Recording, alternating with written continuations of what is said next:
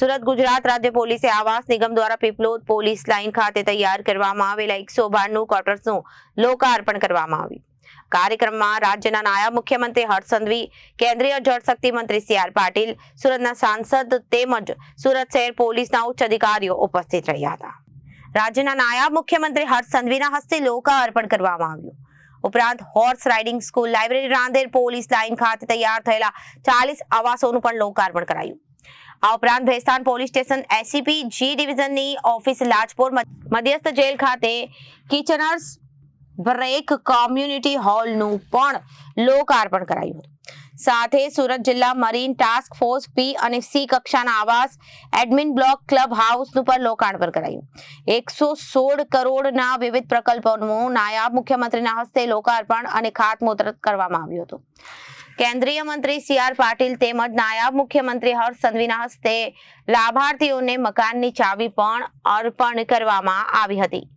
મને પણ કહેવાનું મન થાય છે કે જો તમે પ્લાનિંગ કરો તો બધા જ પોલીસ કર્મીઓના મનમાં હોય છે કે એમના સમયના કલાકો એ 8 કલાકથી વધારે હોય છે, એમને વળતર ઓછું મળે છે।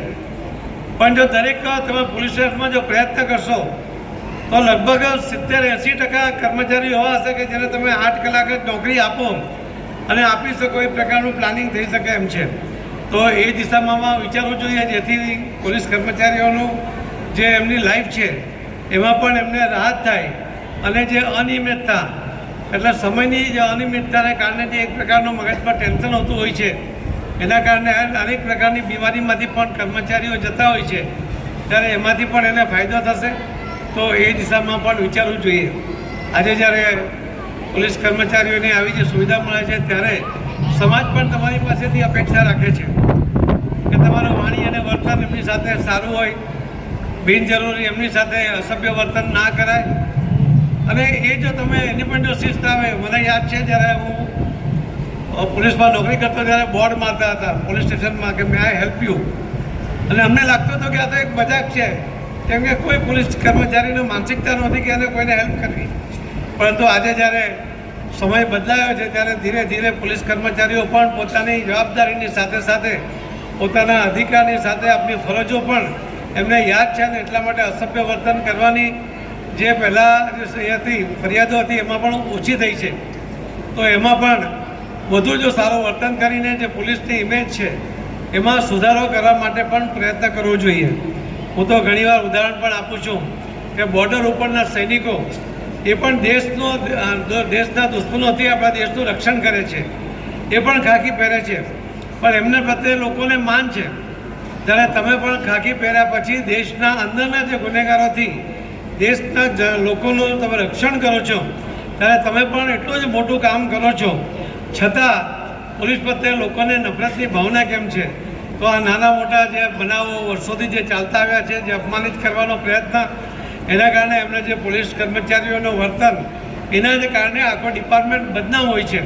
ત્યારે એમાં પણ સુધારો લાવવાનો પ્રયત્ન જો તમે બધા સંકલ્પ કરશો તો ચોક્કસપણે ખૂબ મોટો ફાયદો એનાથી થશે। ઓછા માનવબળ સાથે, એટલે ઓછું કર્મચારીઓનું બળ છે, છતાં પણ આટલી મોટી કન્ટ્રી એટલે આટલા મોટા રાજ્યોમાં તમે લગભગ 1 લાખ પોલીસ કર્મચારી આખા રાજ્યમાં છે, અને આખા રાજ્યનો 5.5-6 કરોડ લોકોનું રક્ષણ તમે કરવાની જવાબદારી લો છો, તો પ્રમાણમાં સ્વાભાવિકપણે તમારી જવાબદારી વધતી હોય છે।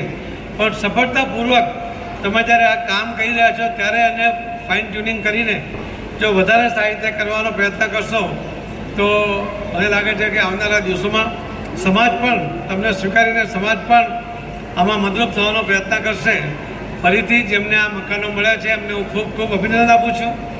આજે તમે સરકારી મકાનની અંદર પ્રવેશ કરો છો, હવે જે તમારી પાસે 25-30 વર્ષ બાકી હશે કે સર્વિસ જે બાકી હશે એટલા વર્ષ તમને હવે આ જ મકાન એ મળે એટલે તમારું પોતાનું મકાન છે એવું સમજીને વાપરજો। એવું જે હોમ મિનિસ્ટરે જે કહ્યું છે એને પણ ધ્યાનમાં રાખજો કે તમે જ્યારે પાછા જાઓ અથવા તો ખાલી કરીને જાઓ ત્યારે પોતાના મકાનમાં જાઓ એવી શુભેચ્છા તો છે, પણ આ મકાનની જાળવણી પણ પોતાના મકાનની જેમ કરો એવી પણ તમને વિનંતી છે। આવા સરસ મકાનો, ગેસની સગવડ સાથે, આંગણવાડીની સગવડ સાથે, હવા ઉજાસ સાથે આવા સરસ મકાનોનું આયોજન એ તો ક્યારેય કલ્પના નહોતી, એ પ્રકારનું આયોજન કર્યું છે। એટલા માટે હું હર્ષભાઈ સંઘવીજીને અને પોલીસ કમિશનરશ્રીને ખૂબ ખૂબ ધન્યવાદ આપું છું।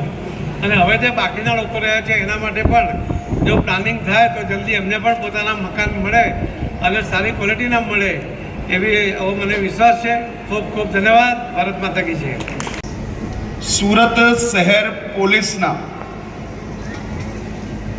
સૌ જવાનોના પરિવાર માટે આજે ગુજરાત પોલીસ હાઉસિંગ નિગમ દ્વારા બનાવેલા આ અદ્ભુત 192 ક્વાર્ટર્સનું આજે અહીંયા લોકાર્પણ કરવામાં આવ્યું છે. એની જોડે જોડે રાંદેરના 40 સાથે આ જ ક્વાર્ટર્સમાં લાઇબ્રેરી હોય કે પછી આંગણવાડી હોય, આ બધી જ વ્યવસ્થાઓનું લોકાર્પણ આજે અહીંયાથી કરવામાં આવ્યું છે.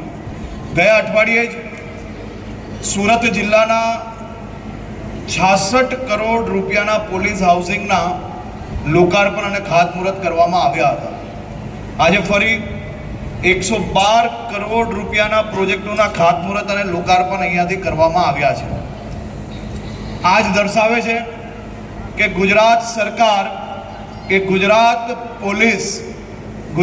પોલીસના પરિવારજનો માટે ખૂબ જ ગંભીરતાપૂર્વક કામગીરી કરી રહી છે અને આપ સૌને આપના પરિવારને વધુ સારું જીવન આપના પરિવાર જોડે આપ જીવી શકો તે પ્રકારની વ્યવસ્થાઓ બી આવનારા દિવસોમાં હજી વધુ ઝડપે આપણે આગળ વધારી રહ્યા છીએ. તમને જાણીને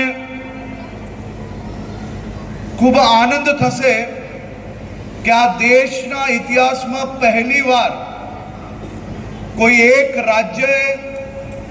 રાજ્યના બધા જ કોન્સ્ટેબલ પરિવારજનો માટે એક સાથે પોલીસ વિભાગ દ્વારા 20,000 થી વધુ મકાનો બનાવવાનો નિર્ણય લેવામાં આવ્યો છે. આપણા કરતા બમની સંખ્યામાં જે રાજ્યની અંદર પોલીસ ફોર્સ છે, ડબલ કરતાંય વધારે જે રાજ્યમાં પોલીસ ફોર્સ છે, એ બધા જ લોકોના 5-5 વર્ષના જેટલા પ્રોજેક્ટો હોય એટલા પ્રોજેક્ટ આપણે આ 1 વર્ષમાં પોલીસ પરિવારો માટે નક્કી કરવામાં આવ્યા છે. Reporter Arvind Rathod, Janadesh news, Surat.